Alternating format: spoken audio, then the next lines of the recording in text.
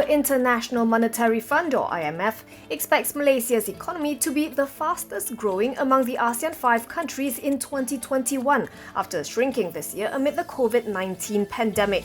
The Washington-based organisation is projecting Malaysia's GDP to expand by 9% next year, versus Indonesia 8.2%, Thailand 6.1%, the Philippines 7.6%, and Vietnam 7%. Combined, the ASEAN 5 economies are expected to grow by 7.8%.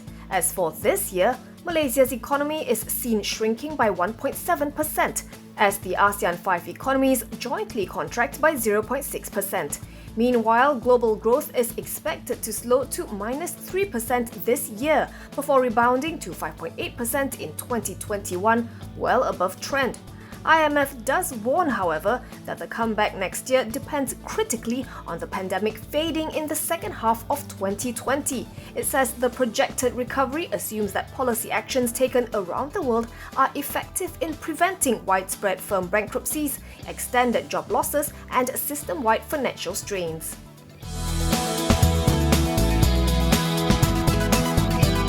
Malaysia reported 85 new cases of COVID-19 today, the lowest daily figure after 28 days into the imposition of the Movement Control Order, bringing the tally to 5,072 cases.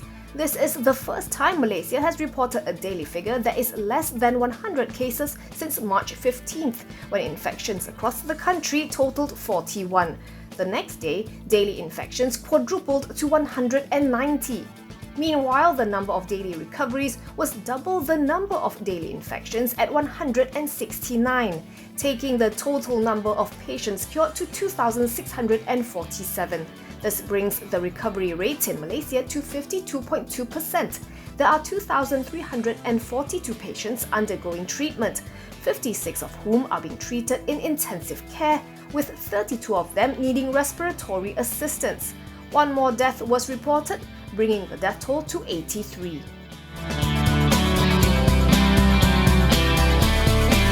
The US Department of Justice, or DOJ, has returned another tranche of funds totaling $300 million recovered from seizures related to 1MDB. Prime Minister Tan Sri Muhyiddin Yassin, who expressed his gratitude to the US government and the DOJ, explains that the funds include proceeds from some of Loh Teck Joe's assets, which had been forfeited and later sold. This latest tranche means Malaysia has received a total of $620 million of 1MDB monies in the form of sales proceeds or assets. The process of selling Loh's remaining forfeited assets under the DOJ consent forfeiture judgment is ongoing. The Penang-born businessman denies any wrongdoing.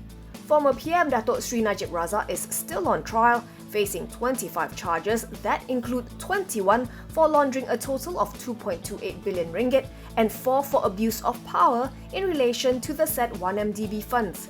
His trial was supposed to continue this month, but has been shelved temporarily following the COVID-19 outbreak.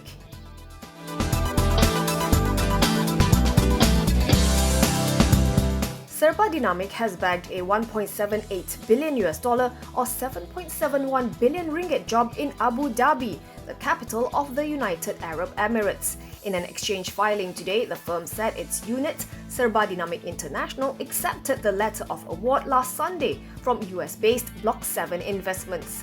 The contract entails the engineering, procurement and construction of an innovation hub, academic campus, related facilities and information technology infrastructure over a total built-up area of 455,000 square meters. The project forms part of Block 7's initiatives to create a global incubator for the advancement of innovators for the technology, property, financial as well as energy sectors to be positioned as a new landmark for Abu Dhabi. It's a 4-year project and set to commence on May 14th. The job is expected to contribute positively to Serba Dynamic's financials for the fiscal year ending December 31st, 2020.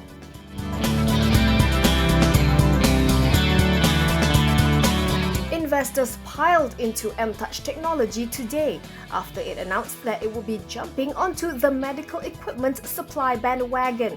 It was the most active stock across the exchange today, with volume surging to 190.5 million from 48 million yesterday. The counter closed 21% higher at 9 cent for a market capitalization of 43.2 million ringgit.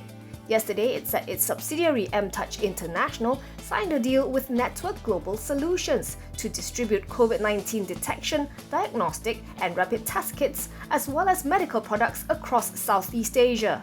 At a glance, this supply agreement appears to be a diversification from MTouch Technologies' core business. The company currently provides mobile value-added services and digital media marketing to more than 40 mobile network operators, reaching out to more than 640 million subscribers across Asia.